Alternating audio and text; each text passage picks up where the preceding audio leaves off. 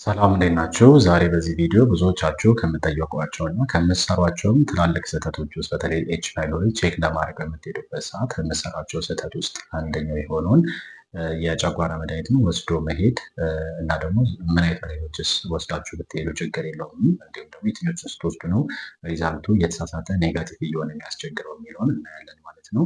ስለዚህ ብዙዎቻችሁ በተለይ የጨጓራ ኤች ፓይሎሪ ቼክ ለማድረግ የዩሪያ ብሪዝ ቴስት ሊሆን ይችላል፣ ኢንዶስኮፒ ቴስት ለማድረግ ሊሆን ይችላል፣ ወይም ደግሞ የሰገራ ወይም ደግሞ አንቲጂ ቴስት ለማድረግ በምትሄዱበት ጊዜ ቢያንስ የፕሮቶን ፓምፕ ኢንሂቢተር የምንላቸው እንደ ኦሚፕራዞል፣ ላንሶፕራዞል ሌሎችም መድኃኒቶች ምን መሆን አለባቸው? ቢያንስ 14 ቀን ማቆም አለባቸው ማለት ነው። ካልሆነ የጨጓራ አሲዱን ብቻ ሳይሆን የሚቀንሱት የባክቴሪያውን የተወሰነ ጊዜ ሰብሳይድ ስለሚያደርጉት ወይም ደግሞ ስለሚደብቁት ቴስት በሚሰራ ሰዓት ኔጋቲቭ የመምጣት ቻንሱ በጣም ከፍተኛ ነው የሚሆነው ማለት ነው። ሁለተኛ ከፕሮቶን ፓምፕ ኢንሂቢተሮች ብቻ ሳይሆን አንቲቢዮቲክ እየወሰዳችሁም ከሆነ ቢያንስ እሱም ለ4 ሳምንት ወይም ደግሞ ለ1 ወር ከዛ ከመድኃኒት በኋላ ነው ቼክ ማድረግ ያለባችሁ።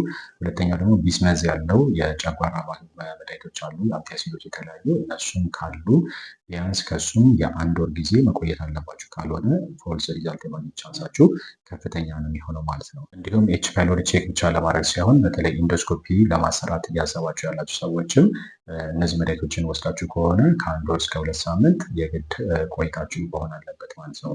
ምክንያቱም እነዚህ መድኃኒቶች በተለይ ፒፒአይዎች ባክቴሪያው ወደ ተለያዩ የጨጓራችሁ ፓርት እንዲሰራጭ ስለሚያደርጉት በቀላሉ በኢንዶስኮፒ ሰዓት ላይታይ ይችላል ማለት ነው። ስለዚህ ኢንዶስኮፒን ቼክ የምታደርጉ ሰዎች ቢያንስ ፒፒአይ ከሆነ 2 ሳምንት እንዲሁም ደግሞ ሌሎች መድኃኒቶችን እስከ 1 ወር ድረስ ማራቅ ይኖርባቸዋል ማለት ነው። ነገር ግን ብዙ ጊዜ የሚጠየቀው ምንድነው በተለይ ከፍተኛ ህመም ያላችሁ ሰዎች ከሆናችሁ ያው ለ2 ሳምንት ለ1 ወር መድኃኒት ሳትወስዱ መቆየት የማትችሉ ከሆነ ከፍተኛ ህመም የሚያስቸግራችሁ ከሆነ ደግሞ አትሊስት ፒፒአይዎችን በእነዚህ መድኃኒቶች ተክታችሁ ለቢያንስ ያችን ታይም ማሳለፍ ትችላላችሁ ማለት ነው። የመጀመሪያው ካልሽየም ቤዝድ የሆኑ አንቲአሲዶች ሲሮፖች አሉ። ፋርማሲ ሄዳችሁ ማግኘት ትችላላችሁ ወይም ሐኪም ማሳዘዝ ትችላላችሁ። እነዛን ቢያንስ ኢንዶስኮፒ ቼክ እስክታደርጉ ድረስ እነሱ ካልሽየም ቤዝድ የሆኑ አንቲአሲዶች የምትጠቀሙ ችግር የለውም ማለት ነው። ከዛ ውጭ ደግሞ ያ ማለት በ12 ሰዓት እስከ 48 ሰዓት ማቆም ይኖርባቸዋል ወይም እስከ 24 ሰዓት ማቆም ይኖርባቸዋል። ነገር ግን በዛ አጭር ጊዜ ውስጥ ግን መጠቀም ትችላላችሁ እስከዛ ሰዓት ድረስ ማለት ነው። ኤች2 ብሎከሮችን እንደ ሲሚቲዲን፣ ፋሞቲዲን ያሉትን መጠቀም ትችላላችሁ።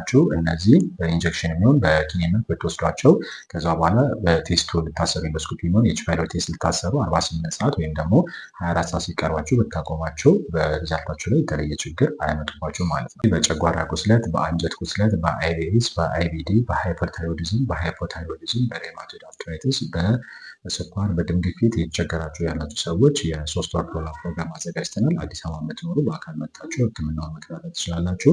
ክፍለ ሀገር እና ከሀገር ውጭ ያላችሁ ሰዎች ደግሞ በዚህ ስልክ ቁጥር ዋትሳፕ ላይ ብትጽፉልኝ መመለስ ነው የሚሆነው ማለት ነው። ባላችሁበት ናችሁ ሕክምናችሁ መከታተል ትችላላችሁ።